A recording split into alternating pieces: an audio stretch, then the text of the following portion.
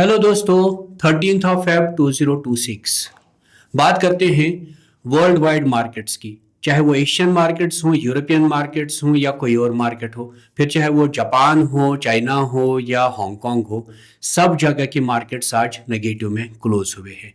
Negative में close होने का सबसे बड़ा रीजन, सब जगह के सॉफ्टवेयर स्टॉक्स, टेक्नोलॉजी स्टॉक्स डरे हुए हैं। किस चीज से? एआई से। उसके बाद बात करते हैं यूएस की। तो यूएस में नैस्डैक बहुत ऐसा कम होता है, ऐसा ओवरऑल में, कि 2% से नीचे नैस्डैक क्लोज हुआ है, मतलब -2%। S&P 500, डाउ जोन्स एटसेट्रा भी 1-1.5% नीचे क्लोज हुए हैं। फिर से वही प्रॉब्लम कि वहां पे भी टेक्नोलॉजी कंपनीज का प्रॉब्लम चल रहा है। किसके साथ? एआई के साथ। अब एआई कंपनीज खुद क्यों अच्छा नहीं कर रही? क्योंकि इसको बोलते हैं ट्रेड कटना। एक कंपनी अगर खराब कर रही है तो इंसान क्या करता है कि उसको बेच के इसको खरीदने लगता है या इसको बेच के उसको खरीदने लगता है। तो कैस्केडिंग इफेक्ट में सबके सब नीचे जाना शुरू कर देते हैं। उसके बाद बात करते हैं गोल्ड एंड सिल्वर की। तो गोल्ड और सिल्वर का हाल आपको पता ही है, जब दुनिया डरी हुई है तो गोल्ड और सिल्वर तो ऊपर ही जाते हैं।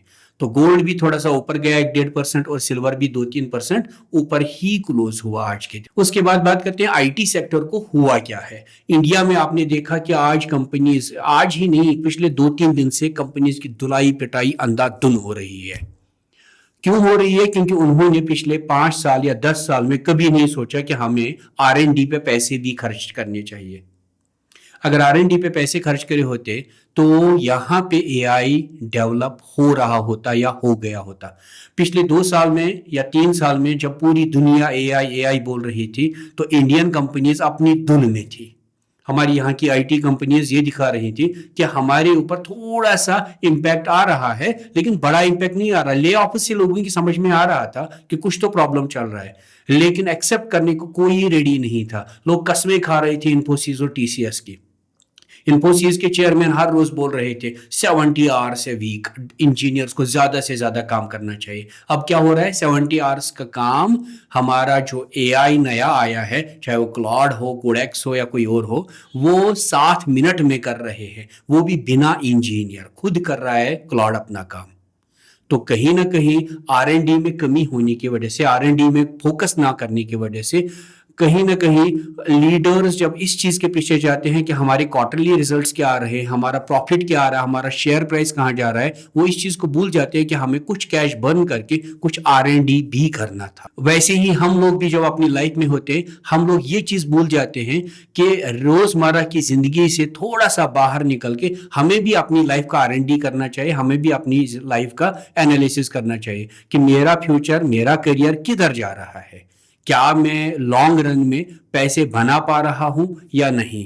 क्या मैं लॉन्ग रन में कुछ कर रहा हूं या मैं बस रोजमर्रा की जिंदगी ही जी रहा हूं? तो इसी एआई के चलते इंडियन मार्केट्स भी आज बहुत बुरा पीटे।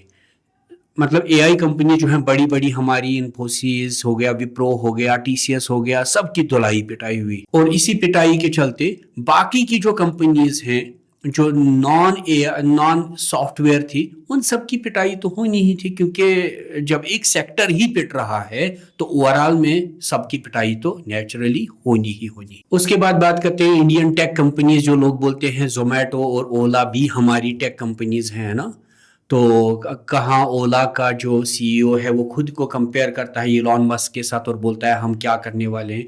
आज तक, अभी तक कोई भी क्वार्टर उनका पॉजिटिव नहीं आ रहा।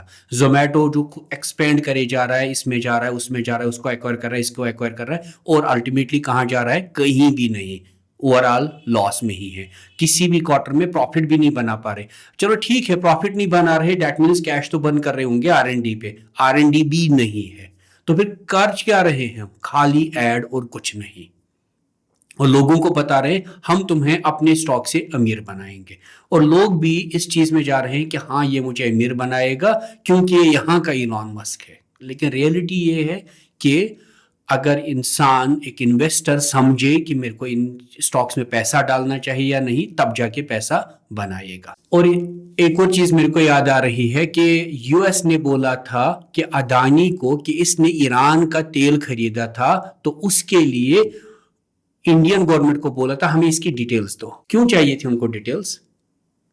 आज पता चल रहा है क्योंकि रिलायंस के अंबानी ने वेनेजुएला का तेल खरीदने के लिए अपनी लाइसेंस एक्वायर कर ली है। दैट मीन्स जब अंबानी बोले, मुकेश अंबानी, कि हम लोग वेनेजुएला का तेल खरीदने वाले हैं और अदानी अभी तक नहीं घुसा है, तो अदानी पे क्वेश्चन मार्क यूएस से ही आएगा ना डायरेक्ट।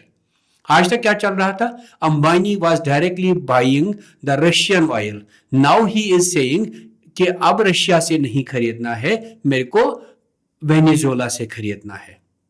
तो कहीं ना कहीं आप समझ सकते हैं कि ऐसे फिगर्स जिनकी वजह से हमारी कंट्री पे टैरिफ लगे बेचारे टेक्सटाइल वालों पे, क्योंकि अंबानी रशिया से तेल खरीद रहा था। अब अंबानी खरीदेगा वेनेजुएला से और हमारे लिए टैरिफ वहीं के वहीं है। मतलब जो अमीर है, बहुत ज्यादा अमीर है, वो गवर्नमेंट की तरफ से बात करते हैं या गवर्नमेंट उनकी तरफ से बात करती है, और जो ऑर्डिनरी इन्वेस्टर्स हैं उन पे तो टैरिफ लग रहे हैं, उनके तो शेयर्स लॉस में जा रहे हैं।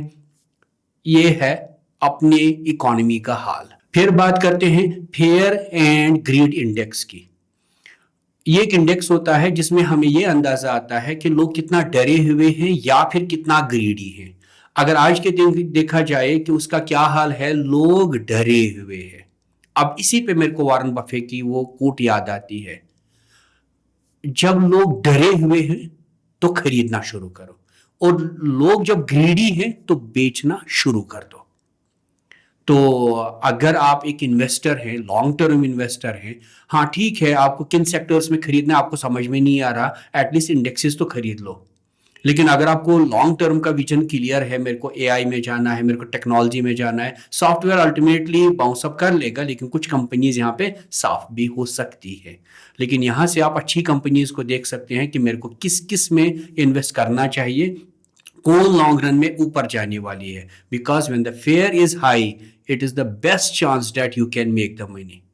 अब आप सोचेंगे कि ये आज ऐसा क्या हुआ कि गोल्ड भी अपनी जगह, क्रिप्टो भी गिर रहा है और स्टॉक्स भी गिर रहे हैं, वर्ल्ड वाइड स्टॉक्स गिर रहे हैं, कोई कुछ नहीं खरीद रहा, तो चल क्या रहा है? भाई यही होती है करेक्शन।